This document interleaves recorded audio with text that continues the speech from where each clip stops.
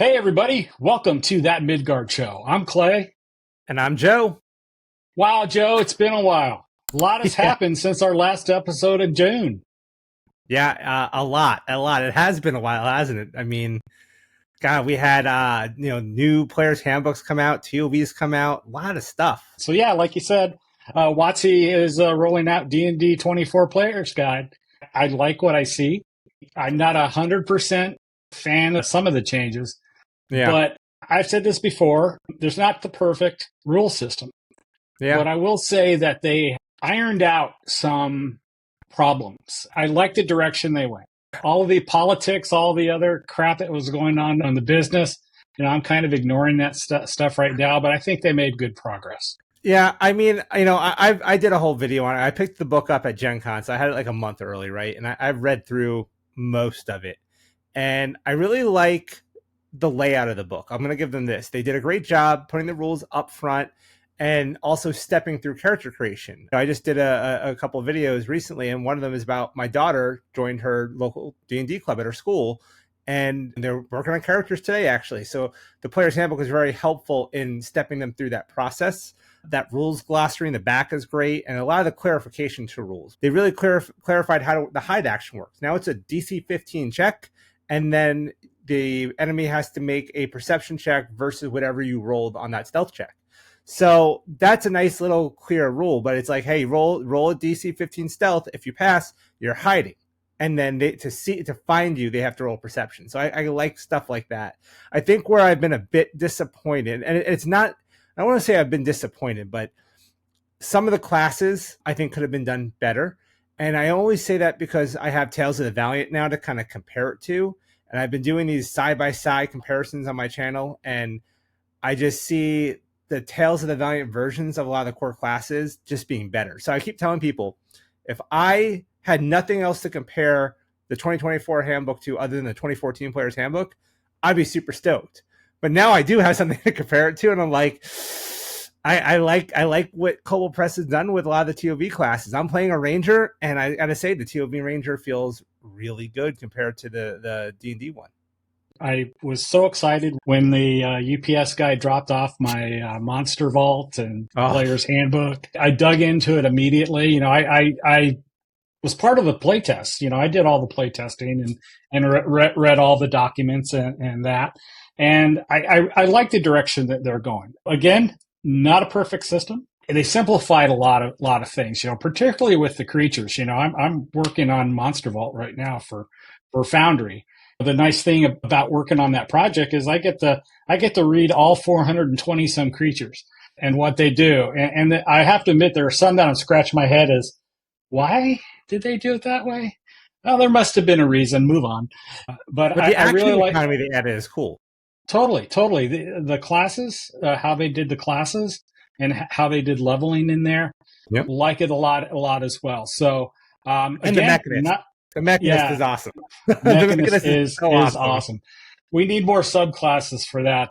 We need more subclasses for everything. I'm very, I think, excited for Tales of the Valiant. I'm glad the new 2024 is out because it's definitely an improvement over the 2014 stuff. If somebody said, hey, Joe, should I buy the 2024 Player's Handbook? I'd say maybe, but I'd encourage you to look at least the Black Flag reference document, if not the TOV Player's Guide, and compare the two before making the decision. What I've been attempting to do is do these side-by-side comparisons for people on my channel to kind of show that off. And I think you'll see it. I think you'll see the differences, and I definitely do give props to the D&D stuff where I see something good. For sure. And folks, check out Joe's channel. Yeah, please. GM Toolbox. A lot of good stuff on there that he's released recently. Yeah. I'm really doing the TOV stuff a lot lately. Yeah. I'm excited about this too. Oh, yeah, I know. Labrinyth Worldbook, the Kickstarter. I think it's going to come out next week, but I don't know. I've been saying that every week. You know what? I think it's 2 weeks. I saw a timer because it's on Kickstarter, but I think there was another sign up through Vargrike itself and actually had the clock. I think it was like 19 days or something like that. So I think I missed that. 2 weeks out. We need to talk about the Labyrinth on That Midgard Show. Midgard's part of the Labyrinth, so I kind of want to maybe do a little bit of coverage on parts of the Labyrinth once it's out, because there's some cool stuff. I mean, there's already that PDF out, which is like 75-80 pages, and Wolfgang actually wrote a lot of that himself. There's some really cool stuff in there, man. Like, I see the ties to Midgard in there, and it gives me so many cool story ideas for my Midgard campaigns. So if you don't have that PDF, I recommend grabbing it because you'll get a lot of cool info. Yeah, and we'll put a link down in the description so you can go right to it. But I will warn you, dear viewers, we're going to go back to Empire of the Ghouls, but we may pause again to shift to Labrinyth Worldbook during the Kickstarter. For sure. So we're definitely going to talk about what's been released now. And then we're going to have some special guests to come on the show to talk about Labrinyth Worldbook in more detail. So Yep. I gotta say, I had my doubts about that as a setting. I was like, go back to Midgard. And then when I actually started reading it, I was like, okay, this is cool. Yeah. Well, you know, Wolfgang has always been a big proponent of setting neutrality. Mm-hmm. He even considers Midgard. I don't want to put words in his mouth, but I've heard him talk about it that you know, he says, take anything out of there and plop it into whatever setting you want to use. Yep. Or whatever city that you're in right now. Ship it for parts, man. Yeah, so I love that they do that, and that's exciting. We're going to wrap up the Northlands in the next 2 episodes. So in this episode, we're going to cover the Vargrike and Jotunheim, and in a next episode that'll come out shortly after this one, we're going to wrap things up with the Bleak Expanse and Stannisgard. And there's going to be some countries that we're going to skip, but we'll get back to those in later episodes. And just to recap, so far we discussed the basic culture in the Northlands. We visited Wolfheim, Trollheim, Holdermose, Tanser Hall, Bjornreich, and then we're going to stop there and move back to Empire of the Ghouls before our Labrinyth episodes. Let's get into it. Yeah. So, the Vargrike, Joe. The Vargrike. All right, so I'm digging the Vargrike. First off, I gotta say that there's a campaign I'm currently a player in, and it's this kind of very dark grim horror. So Vargrike just caught me because it kind of fits that setting almost. It is, well, to sum up the Vargrike in one word, it's werewolves, right? It is the land of wolves, and specifically or most prominently werewolves. So this is up in the eastern part of the Northlands, just north of Bjornreich, which, if you remember from our Bjornreich episode, that's like kind of the area that's majority bear folk. There are humans and dwarven settlements there as well, but the bear folk rule Bjornreich. This area kind of borders that, and there's not a ton written about it in, you know, the world book. Like, I think I went through there and I looked, and it was not maybe a page in the book. So it's really ripe for creativity, for you to pop in your own lore. It's still up in the Northlands, so it's this hilly, frozen forest area. It's just got this scary, creepy, you know, I picture these snow-covered frozen woods with wolves running through and werewolves howling, and just that kind of feeling, almost like the dark forest from Harry Potter in winter. It's werewolves, it's wargs, it's, you know, winter wolves and just ordinary wolves and other wolfy creatures. It's just got this creepy, grim horror feel to the setting. I just love it. I feel like I can, if not run a multiple game session there, like a good chunk of a campaign, at least a tier of a campaign, I could do up in this area if I wanted to. It's cool. If I was to kind of give you an example, Vargrike makes Barovia look like the Small World ride at Disneyland. To be honest, perfect. That's perfect. I mean, I'm not knocking Barovia. I love that setting. Gothic horror, if that's the genre you're into, I think the Vargrike turns things up to an 11. You know, in there. You know, they're just it's so open ended. Yeah. But it's so focused on the wolves, which I love, because I feel like so often that Gothic horror is more focused on the vampires and stuff like that. Where, like I said, I think maybe instead of Gothic horror, I almost want to call this more grim horror, because that's what it feels like to me. It's just that dark, mysterious, ominous, walking through the cold, frozen forest, the howls of wolves in the distance. It's just, whoo. I love it. Yeah. You know, you're absolutely right. Grim horror is the right genre for Vargrike. So as far as others in this area, right, as adventurers, you're trespassers. You're not going to be welcome here. Generally speaking, there's not really many other intelligent races that are going to be welcome there unless they're food or slaves. I mean, that's it. There is civilization of a sense there. There's this location called the Moon Palace, which is on like the eastern edge of the country. And there's a ruler there, Wargaz the Cruel, which is this queen and high den mother of the wolf folk.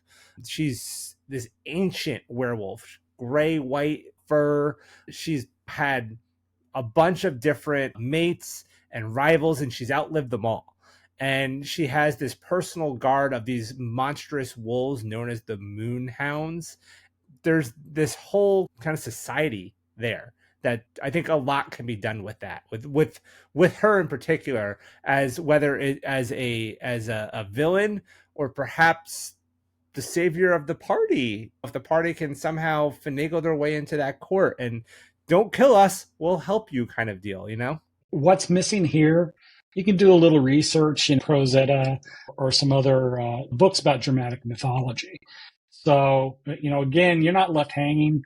There's plenty of information out there. I mean, I think that's what draws me into the Northlands in general is how much of, I mean, Midgard really in general, there's so much lore based in real world mythology, but the Northlands in particular, just having a lot of that Norse setting and that druidic feels. And so it's just the Northlands in general. I think it was one of my favorite areas of all of Midgard. There is some conflict up there, right? At least recently. So right now, what the wolves are dealing with is the Fae. So there's these Fae creatures that have basically been encroaching, and they're capturing werewolves and curing them. How nice is that? Right? Except that it doesn't seem to be voluntary. Most of these wolves, I picture a lot of these werewolves being like, they want to be werewolves. They enjoy the power, the hunger, the thirst. So then they get cured. And then what happens? Well, a werewolf is generally stronger than a human or another a person in general, so they get cured, and then their rivals come along and kill them. So the Fae aren't really doing them any favors here. However, this can make for an interesting story point, because first off, you can introduce the werewolf disease to the party here, but you can also use these Fae as maybe a possible source of a cure. So if somebody's infected, whether it's a werewolf or a were-rat or any kind of were creature that maybe has infected them anywhere in Midgard, perhaps their mission is to come here to seek these Fae for a cure. That can be a whole story right there for your game if you wanted it to be. Or you can kick up a small campaign where the entire party are were creatures. Were boars, were wolves, were ravens, were whatever. And because that is a country of just primarily werewolves, are you still food if you're a wereboar? I don't know. That could be an interesting dynamic. If the party was anything but like were creatures, but anything but werewolves, like that was the one thing you couldn't be, and you go up there to try and find solace. Will it work? I feel like for an area with a page maybe written about it in the Worldbook, I feel like it's got a ton of potential, like just a ton of potential. Yeah. I've always wanted to do a mini campaign where all the characters were bards, and then battle bards came out, and I said, well, I can't do that now. And so now it's like, okay, you're all lycanthropes, except maybe wolf. There's some real fun there, and you got to be careful where you kind of force one of your players to contract, lycanthropy. That's something that you're going to have to talk about in session 0. That there is the possibility you'll get lycanthropy in this adventure campaign. Yeah. You with that? The game I'm playing in, it's a real possibility. I've had to make some con saves, which I've passed. In fact, one of our players actually is playing a werewolf barbarian. It's a lot of fun. We're having fun with it. I like these kind of grim horror settings in general. And that's something I've noticed about Midgard. It's like, it's a setting, but then it's like all these mini settings within it that you could just do because it's so diverse of a world. So this is your grim horror setting within the setting of Midgard. Play it. There's some prompts in the Midgard Worldbook that will spark some creativity. We'll probably do a couple of separate episodes that will cover the adventure prompts for what we're discussing today. There's enough there to get going. I mean, absolutely. No planning, just get going. And use your players to help world build. Yeah. Drop them like one sentence and see what your players come up with. Yeah, exactly. We're going to another unique country where it's not just humanoids as the population. That country is Jotunheim. And if you're familiar with Norse and Germanic mythology, Jotuns are essentially giants. In fact, if you're interested, there's a show on Netflix called Ragnarok. It's in Norwegian and there's subtitles. Yes. And then there's the gods and there's the Jotuns. Really well done. I highly recommend that. Yeah. So Jotunheim is a land of towering mountains, treacherous glaciers, scalding geysers, magical hot springs. It's where the northern lights can be seen from every summit. And Jotun giants are the big boys. They make storm giants seem like dwarves. They're much taller, probably twice as tall. And they're the top of the giant food chain, for sure. Even the gods treat the Jotun with respect. They've said, this is our land. We're calling it Jotunheim. But they do allow other giant races, for lack of a better word, to live there, but they're not friendly with one another.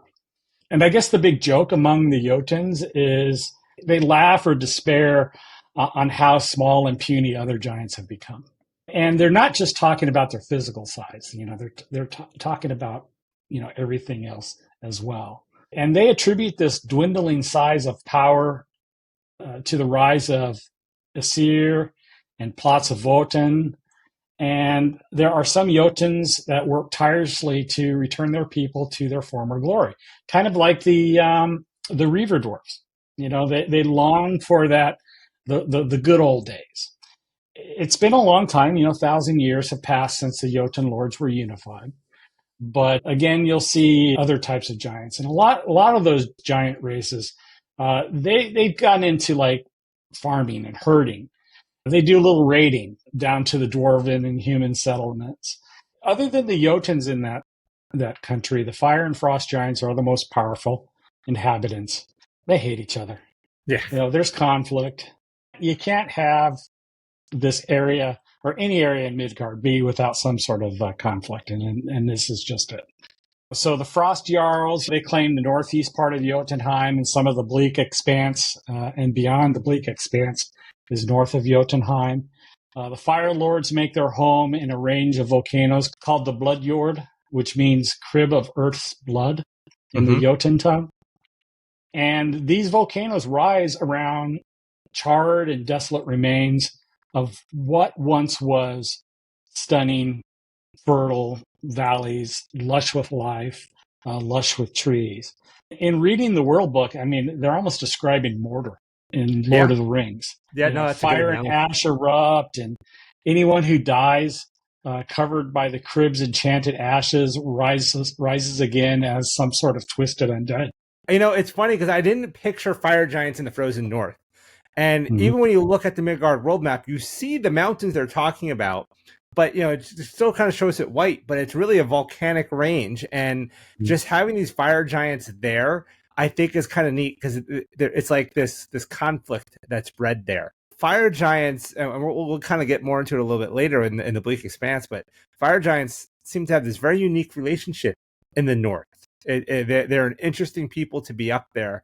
And I think in some cases can be turned into allies, considering the surrounding. Because I kind of see the Frost Giants as this is our land, and you see the Jotun Giants as this is our land. And, all that happening. And giants are generally not friendly. And even fire giants generally aren't friendly. But I kind of almost consider them unlikely allies in many cases. And believe it or not, I want to go to Mordor here. Like, this is a place I'd actually want to kind of visit in this area.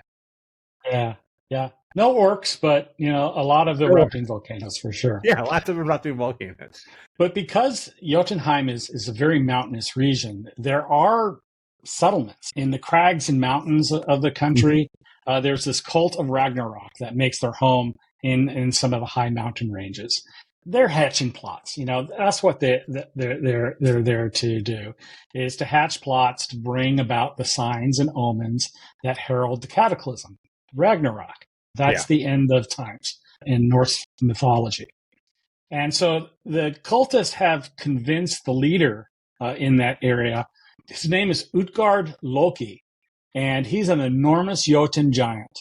And they've convinced him that Ragnarok's coming. So Utgard Loki has granted the cultists refuge in his territory. And it's not easy to get to. Only the foolhardy would dare to try to attempt to that area. But conflict amongst the Jotun population there that is skeptical of the cult of Ragnarok. Others, they don't care, but still hate the idea of outlanders making their home in their lands.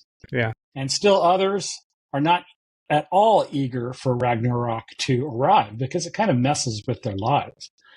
So, yeah, the end of the world not always the best thing, you know? Yeah, it's a little disruptive. A real damper. So the cultists just hang out there because they're not tolerated really much beyond the territory that Utgard Loki controls. Right. One of the core artifacts that's needed for Ragnarok is this weapon called ttrpg.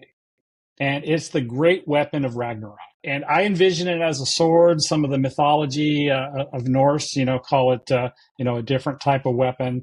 But they're trying to forge this weapon, and they require people of great skill to forge this weapon, B, the right materials to go into this weapon, and probably C, somebody who is strong enough magically to wake this weapon up to do what it needs to do.